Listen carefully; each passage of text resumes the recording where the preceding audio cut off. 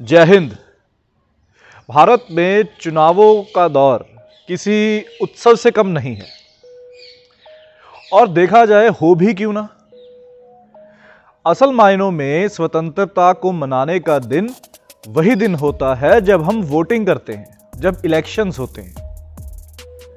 हिमाचल प्रदेश हो या गुजरात, दोनों जगह चुनावों का बिगुल बज चुका है। सभी सियासी दल, बीजेपी हो या आम आदमी पार्टी, कांग्रेस हो, तो वो मैदान में उतर आए हैं। बड़े बड़े नारे दिए जा रहे हैं, परिवर्तन लाने की नीतियों पर चर्चा हो रही है और कहीं हमें सुनाई देती है एक आवाज, वन नेशन वन इलेक्शंस को लेकर। तो चलिए आज हम जानने की कोशिश करते हैं कि वन नेशन वन इलेक्शन असल में है क्या। देखा जाए तो वन नेशन वन इलेक्शन कोई पेचीदा सोच नहीं है। एक देश में एक ही बार में सभी इलेक्शंस को कंडक्ट करवा लेना वन नेशन वन इलेक्शन की विचारधारा का निचोड़ है। एक सवाल यहां पे उठकर यह आता है कि क्या यह सोच आज के आधुनिक भारत की है? तो इसका जवाब है नहीं। स्वतंत्रता के बाद और 1967 से पहले इसी तरीके से हमारे भारत में इलेक्शंस कंडक्ट करवाए जाते थे। तो ऐसा क्या हुआ कि 1967 के बाद ये जो प्रक्रिया थी, ये जो डेकोरम था, प्रोटोकॉल था, वो टूट गया? उसका जवाब है हमारे संविधान में। लोकसभा हो या विधानसभा, दोनों जगह 5 साल की अवधि के लिए, 5 साल की वैलिडिटी के लिए गवर्नमेंट्स बनाई जाती हैं और अगर उन गवर्नमेंट्स में कॉन्फिडेंस नहीं रहता तो वो सरकार गिर जाती है। यही बेसिक कारण था सरकार का गिरना। लोकसभा का पहले डिसॉल्व हो जाना, विधानसभा का पहले डिसॉल्व हो जाना और इसमें इलेक्शंस में जो कोहेरेंस थी वो उससे टूट गई। तो सिंगल इलेक्शंस जो थे वो 1967 तक तो होते रहे, उसके बाद उसमें परिवर्तन हो गया। जब जब स्टेट असेंबली डिसॉल्व हुई उसके हिसाब से लोकसभा और स्टेट में कोहेरेंस खत्म हो गई इलेक्शंस की डेट या उसको पीरियड को लेकर। वन नेशन वन इलेक्शन की जो रणनीति है उसको अप्लाई करने के लिए सबसे जरूरी है कि हम इसके फायदे पहचानें और आज की जो इलेक्शंस की प्रक्रिया है उसके नुकसानों के बारे में भी चर्चा करें। तो आज के जो इलेक्शंस हैं उनमें बहुत सारे पब्लिक मनी इन्वॉल्व हो जाती है। एडमिनिस्ट्रेटिव फ्रेमवर्क, मैकेनिज्म, ऑफिसर्स, ये सारे इन्वॉल्व रहते हैं, चाहे वो एसडीएम्स हो, डिप्टी कमिश्नर हो, पुलिस हो, सीआरपीएफ हो, टीचर्स हो, तो वो अपना काम छोड़कर इलेक्शंस को कंडक्ट करवाने में लगे रहते हैं। अगर स्टेट के लोकसभा के इलेक्शंस है वो वहां पे ड्यूटीज वगैरह देंगे। अगर स्टेट के इलेक्शंस हैं तो वहां पे भी उनकी ड्यूटी होगी। तो एक ही चीज को करने के लिए बार बार आपको वो चीज करनी पड़ेगी, मनी वेस्ट करनी पड़ेगी। इलेक्टोरल जो सेंटर्स है, वोटिंग बूथ्स हैं, वो बनाने पड़ेंगे। दूसरी ओर अगर बात करें तो एक बार में ही इलेक्शंस कंडक्ट और उसके फायदे बताए। तो आप यानी कि जो सरकार है वो हमारे लिए काम करेगी और उनकी पॉलिसीज को अप्लाई करने के लिए उनके पास ज्यादा टाइम बनेगा, रिस्पॉन्सिबिलिटी उनकी बढ़ेगी। हां, फेडरलिज्म के ऊपर शायद एक क्वेश्चन मार्क लग जाए कि स्टेट्स जो हैं वो सेंटर के साथ ही इलेक्शन करवा सकती हैं वगैरह वगैरह, वो एक आध इसका एक बैड पॉइंट भी है। तो लॉ कमीशन की 255th रिपोर्ट की बात करें तो उसमें यह खास तौर पे मेंशन किया गया कि इस प्रक्रिया को लागू करने के लिए आपको सबसे पहले सिंगल इलेक्टोरल रोल बनाना चाहिए। अब सिंगल इलेक्टोरल रोल है क्या? देखिए, किसी भी स्टेट की या इलेक्शन कमीशन की बात करें, स्टेट इलेक्शन कमीशन की बात करें, सेंटर की बात करें, तो वोटर्स जो हैं किसी भी कॉन्स्टिट्यूएंसी में, उनकी गणना, उनकी वोटर लिस्ट तैयार होती है 3 तरीकों से। पहला तरीका, election commission of India list तैयार करेगा और जो स्टेट कमीशन है, स्टेट इलेक्शन कमीशन है, वो उस लिस्ट को अपना लेगा वैसे का वैसा ही। दूसरा, इलेक्शन कमीशन लिस्ट तैयार करते हैं, स्टेट इलेक्शन कमीशन जो है वो अपने हिसाब से दोबारा उसका संशोधन करते हैं। तीसरा, इलेक्शन कमीशन ऑफ इंडिया अपनी लिस्ट और स्टेट्स जो है वो अपनी लिस्ट तैयार करेंगी। अब आप इसमें समझ सकते हैं कि इसमें कितनी पब्लिक मनी की वेस्टेज है, कितना एफर्ट की वेस्टेज है, कितनी डुप्लीकेसी बन के तैयार हो रही है। एक ही काम करने को, जो इलेक्शन कमीशन की एक लिस्ट है, वोटर लिस्ट है, उसको बनाने के लिए आप देख सकते हैं कि किस तरह दोबारा काम किया जा रहा है और उसमें कितनी इनएफिशिएंसी है। ऑप्टिमाइज्ड यूटिलाइजेशन ऑफ रिसोर्सेज नहीं है। इसी के चलते लॉ कमीशन की 255th कमीशन रिपोर्ट। फिर इसके चलते BS चौहान साहब की बात करें तो उन्होंने कुछ रिकमेंडेशंस दिए इसी रणनीति को, दैट इज सिंगल इलेक्शंस को लागू करने के लिए।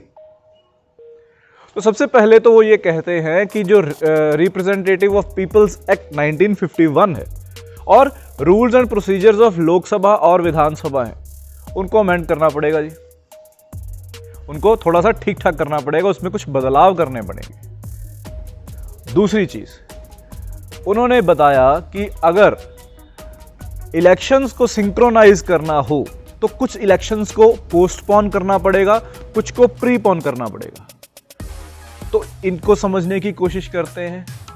अगर किसी इलेक्शंस को प्रीपोन करना हो, अगर फॉर एग्जांपल बात करें जनवरी में, मान लेते हैं कि लोकसभा के इलेक्शंस हैं और किसी भी state, for example Uttar Pradesh के इलेक्शंस हैं मार्च में या सितंबर में, तो उनको प्रीपोन कर दीजिए, दैट इज जनवरी में ले आइए।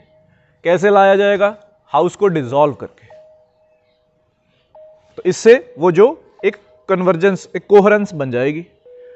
दूसरा तरीका है पोस्टपोन। ये मुश्किल काम है।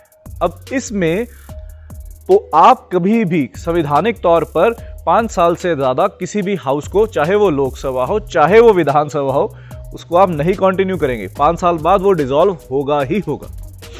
अगर आपको उसको बढ़ाना चाहते हैं तो उसके लिए एक आपके पास सॉल्यूशन है, दैट इज कॉन्स्टिट्यूशनल अमेंडमेंट, जो कि बहुत सारी स्टेट्स में टाइम टू टाइम होती रहती है।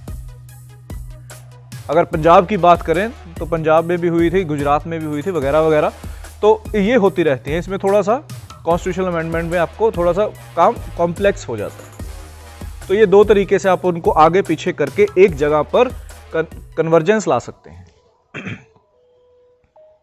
फिर आगे, अगर किसी भी time non confidence motion pass हो जाए हाउस में तो उसका क्या मैकेनिज्म रहना चाहिए?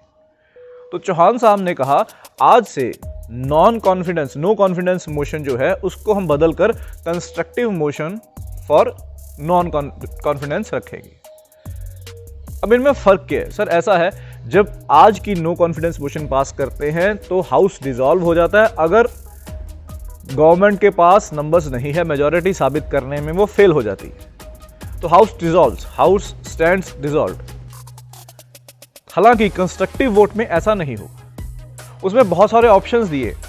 पहली चीज, अगर इस तरह की कोई परिस्थिति उत्पन्न होती है, जो लार्जेस्ट पॉलिटिकल पार्टी होगी, जिसके पास मेजॉरिटी ऑफ सीट्स होंगी, वो नई सरकार बना लेगी। सेकेंडली, अगर इस तरह की कोई सिचुएशन नहीं होती और एक हंग असेंबली बनकर तैयार हो जाती है, फिर क्या करें? तो चौहान साहब कहते हैं फिर हम करवाएंगे बाई इलेक्शंस, सिर्फ उतने ही पीरियड के लिए जितने में वो कन्वर्जेंस बनी रहे। फॉर एग्जांपल, अगर 3 साल में कोई हाउस डिसॉल्व रहता है तो बाकी के 2 साल के लिए इलेक्शंस, बाई इलेक्शंस करवाए जाएंगे। फिर चौहान साहब ने एक और बात कही कि जो भी एंटी डिफेक्शन लॉ है उसको भी हमें अमेंड करना पड़ेगा। तो इसका सभी का फायदा क्या है एक्चुअली? क्यों हम इस तरह की प्रोटोकॉल लाना चाहते हैं देश में? तो फायदा तो यह है कि हमारे जो ऑफिसर्स हैं, हमारे जो पब्लिक सर्वेंट्स हैं, पब्लिक ऑफिसर्स हैं, टीचर्स हैं, सिक्योरिटी फोर्सेस हैं, उनका एफर्ट बच सके।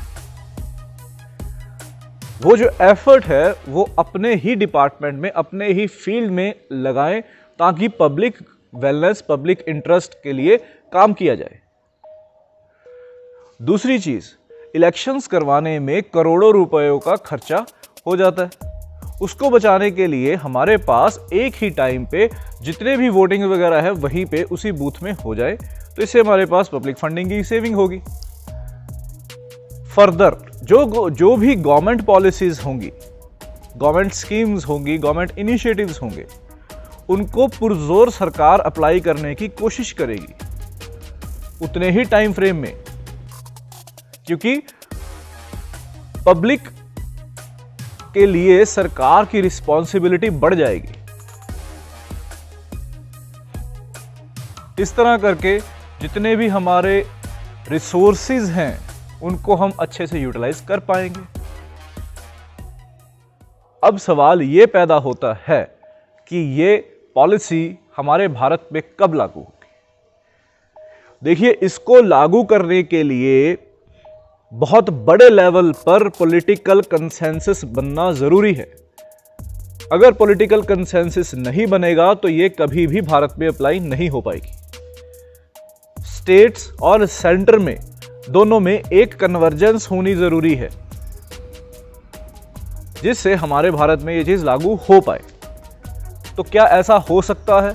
पॉलिटिशियंस अपनी पॉलिटिकल विल को छोड़कर पॉलिटिकल कंसेंसस बनाकर जनरल पब्लिक इंटरेस्ट के लिए काम कर पाएंगे? ये देखना अभी बाकी है।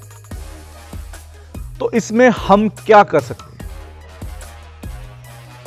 इलेक्शंस सिंगल हो पाए या ना हो पाए, तो इसमें जनरल पब्लिक तो शायद उनका इतना से नहीं रहेगा।